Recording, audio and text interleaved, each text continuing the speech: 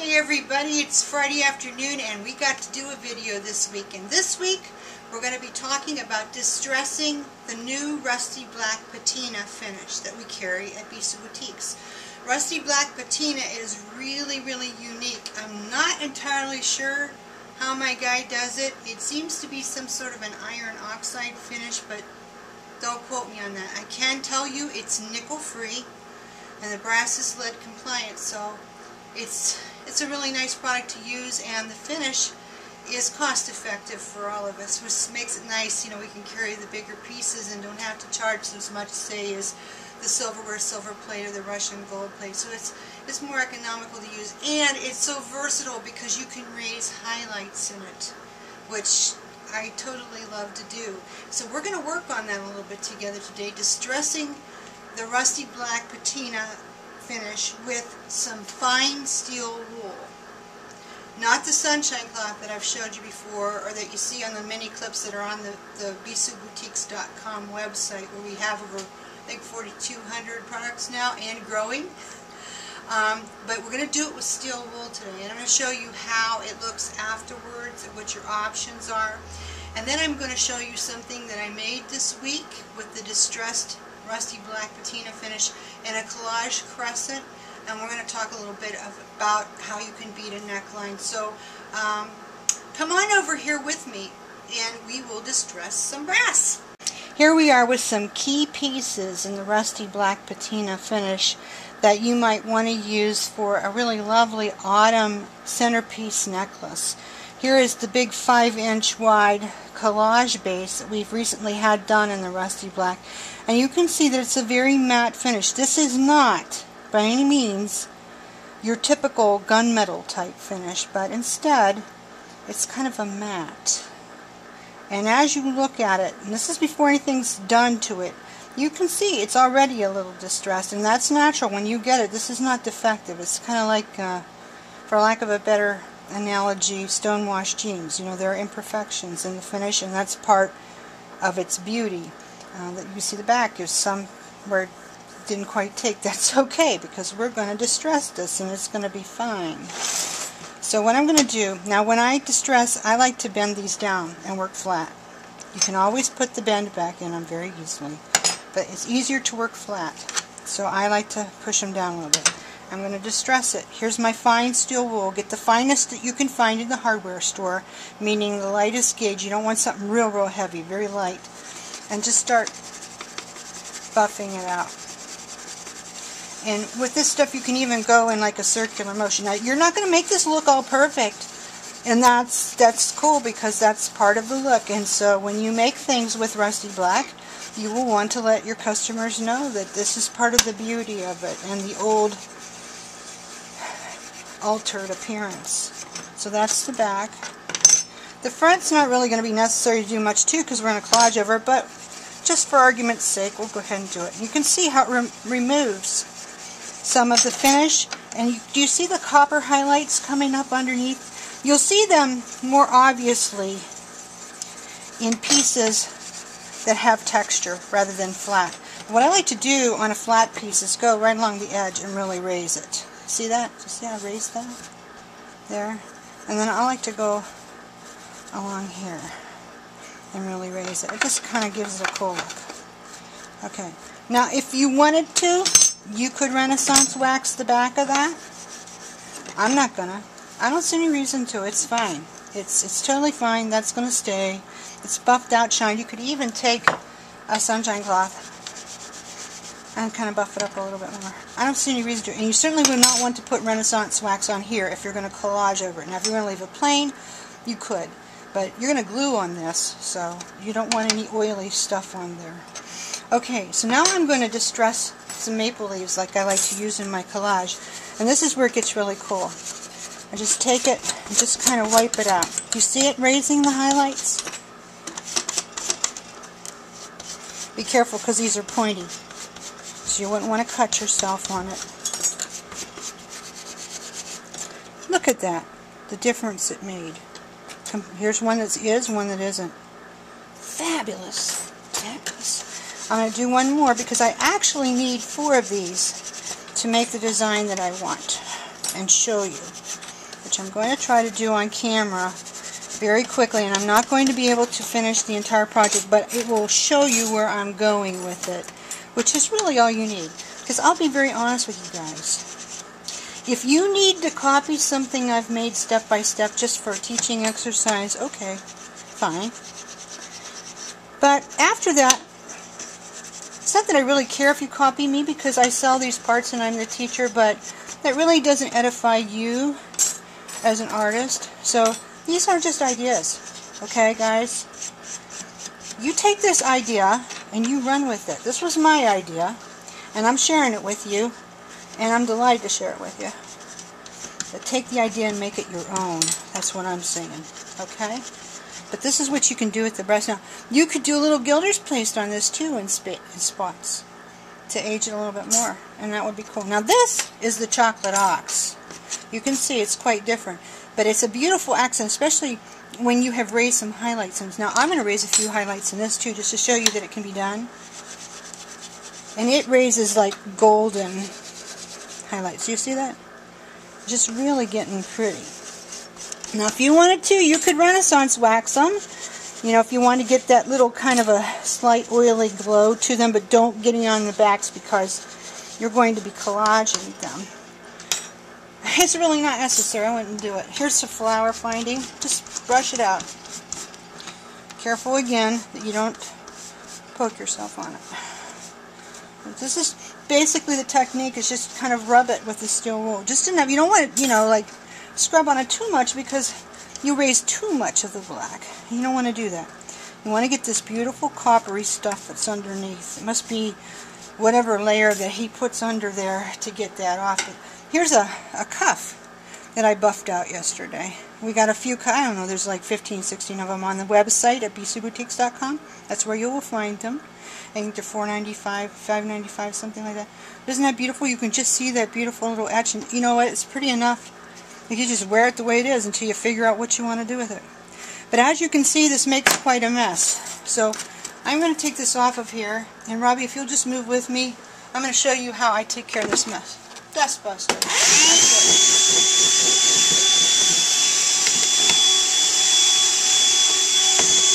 And you know, a lot of you may know that I've had a little workshop makeover, so I like to try and keep my space, you know, halfway decent now, so that's how I did it. Okay, now I want you to come with me. I'm going to take these things and I'm going to go over to the other table and we're going to collage them. Okay, you know, I forgot to tell you too, in my project I had some chocolate ox flowers that I riveted. So, you know, I've done riveting videos already, but we're going to just kind of have a little ripasso here, a little review. And I'm going to rivet this if I can get my hand to stand still. I sometimes get a little shaky. That's it. Just use your rivet setter, stick your rivet, and I'll do the other one so you can see me do it again in case you missed our riveting video. Basically, this is a 332 size hole, 332 size rivet. We carry them on the site. This rivet is big enough to do 2 layers together. So I'll take the dimpled side of the setter, put it on top, give it a couple of good whacks, dead straight on, till it goes down. Whoops, almost hit my finger. You can tell I'm good at this. Not. But it's on. It's tight.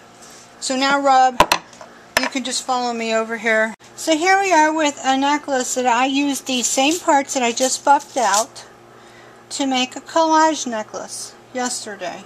Okay? Same thing, same crescent, same kind of flowers, basically everything.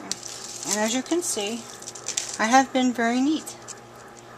There's just a little itty bitty thing of glue there that I want to take off. It's ready for me to sign my name. I usually do it in script with a Dremel, which if you want to see how that's done, it's in another video. But this is basically done by layering, the way I've showed you before, and then I work the neckline. This is a very large vintage bead. We carry this cap, it looks like this, at the website, but this vintage bead I do not have. I can probably get some made like this soon, but it's a nice side station. I always use these great big long brass ox eye pins. They're 4 inches long. They're just the right gauge of wire. Since it's hard to find a really good brass ox wire, although we do have a vintage brass wire that does pretty good, but this is, it just blends with everything. You don't need a gunmetal finding for it. It just blends with this so beautifully. So it goes really, really good, and I think you will enjoy using it. So this is what I use to do my beading, and we have them on the website. I think they're 50 in a package or something like that. But you might notice this little gizmo going on here. It's an elongated filigree that I've just bent over, and I've used both a rusty black that I buffed out and a chocolate ox washer, figured washer, and here I have 1/2 done. Now there's a little trick to this, and I'm going to kind of show you and hope that I can get it right on camera. Right here is the weak spot, and with filigree you have to watch for your weak spots, because when you bend it at your weak spot you may snap it off. So what I'm going to do is I'm going to start bending it at the end with these pliers, and you know, use whatever pliers are good to you, whichever ones you like. See, it's hard to bend this right in here without snapping it, and that's why I didn't do it. Now if you did it like this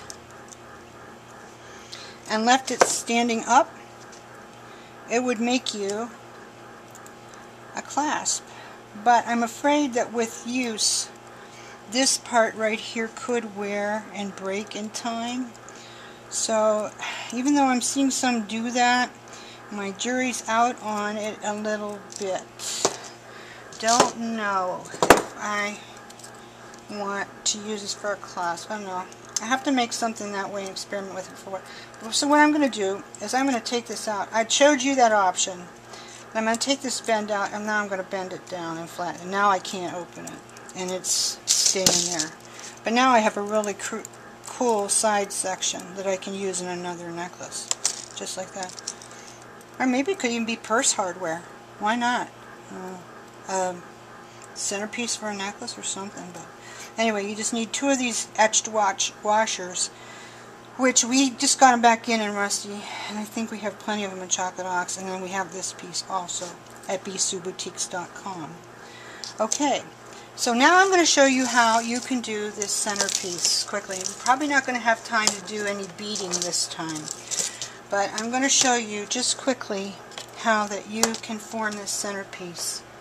Now, when I'm working, sometimes I'll take toothpicks, and I'll show you why in a minute. But first we're going to lay this out. And you're going to start with these 2 leaves about here. And then also these. Now you got to keep in mind this is drilled here on the ends, right? So because of that, you have to make sure you got holes left. And that's where these come in. Okay. So I'm going to start gluing. Like I say, I'm fast at this, but I am not going to get this whole thing done in this video. So the rest is going to be for your imagination. And I may be a little messy at it too. Not too bad. But now I'm going to stick that in here so I remember my hole.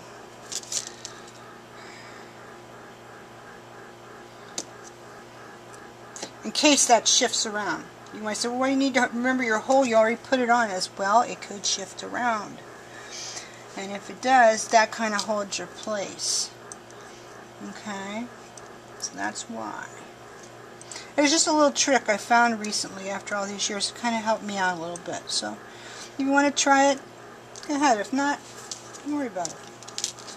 Okay, so here's the next one. It's going to go like this. Now you don't want this sticking way up here, because what will happen is this part here will gouge the person's neck, and it won't be a good design.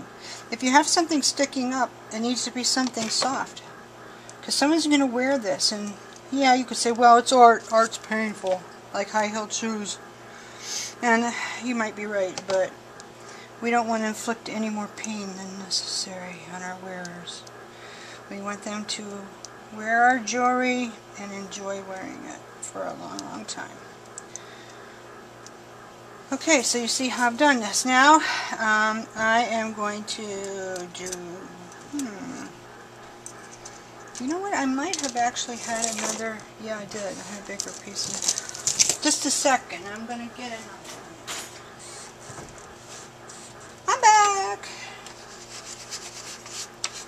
only had 2, but I guess I have 3. But you know, you can work this however. It's just I have not a lot of time, so I've got to get this right quickly. Okay. We'll try it this way anyhow. Okay, now I've got my whole centerpiece going. Now I'm going to start building accent. So I'm going to do that by layering this here. Okay. Now I don't have any of these little leaves down here, but these are really great to stick in cracks. We have lots of them in Chocolate Ox on the website. Do you see this? It's a 5-petal leaf, so you might want to avail yourself of some of them. This here, oh great English, this piece, now this will be a little asymmetric perhaps, I don't know. I like asymmetric, I like off-center just a little bit, but I guess it's in the middle. I'm going to put this here now. This piece I just riveted. Okay? And then what you'll want to do is you'll want to take a stone and center it. This one has a little petal whorl, which we do have in Chocolate Ox on the website, but I didn't bring any down, so. And this chain is awesome. This is old vintage copper-clad beaded chain from Czechoslovakia from the 50s. We have 5 or 6 20-foot, I think, hanks of this at Etsy. They're only $19.95. I use so much of this stuff, but I have plenty of it down here, so I have a few to share.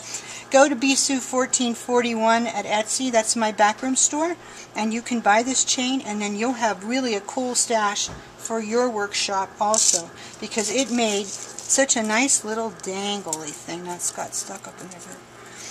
There you go. See, that just kind of gives you a feeling like almost of a cuckoo clock or something. Black Forest cuckoo clock. I don't know. I just like a little something something down there, and that's how I got it. Okay, 2 more pieces I'm going to put on here, and then we're going to have to finish for today. But this will give you some idea. Now, I have a little problem here. This is kind of sticking up. So getting it glued just right will be a little bit tricky. Now if I'd used that chain and I would have cut it and stuck it up in there before I put this layer on. It's not too late. I can still do it. It's just going to be a little harder. What can I say, you guys? I don't want to brag, but I'm good at this. I've been doing it a long time. But the thing is, what I'm seeing coming from you guys, well, you're going to pass me up real quick. Okay, now that glue is showing, but it won't for long because I'm going to center it with something. But anyway, this gives us our pattern, and it gives us our plan of how we're going to design. Now, once you've built your base and your bottom, all that remains for you to do is to decorate it, which you can see here I've done. I've inserted some little leaves. Leaves are perfect for collage. You got to have gobs and bunches of them so that you can stick them into your collages. And I used some little preset rhinestones, which these are vintage, but I think we still have some at the website. You can cut up rhinestone chain and it'll work too. Some itty bitty little beads that were flat on the back I used for accent, and then these stones, these are vintage. I don't have any for sale, but if somebody really, really likes them, I might be able to get some, so do speak if you want. And then the rest is with our bead caps. These are the Chocolate Ox ones. These are the rusty black. And they make all the difference. A good bead cap frames a bead, so you definitely want to stock up on really good bead caps. And now the rest is for you to do. Here is a piece that I did the other day with a luggage tag, using this piece and this piece. And I put it in the middle. Now I have to bead this up. Here's one I buffed out, drilled this out, put the lady face on the wing cartouche, all on the site. You can get hold of it like that. Here's just a tag buffed out. You can really see the copper on that. But I hope this has made you excited. Please visit us at BisouBoutiques.com for all your supplies that you need. And we have almost 150 pieces of rusty black and counting. It's going up, up, up in the Chocolate Ox too. And also Bisou1441 at Etsy, which is our backroom store. There's over 300 really good buys there. Go grab yourself some, and we'll see you next time.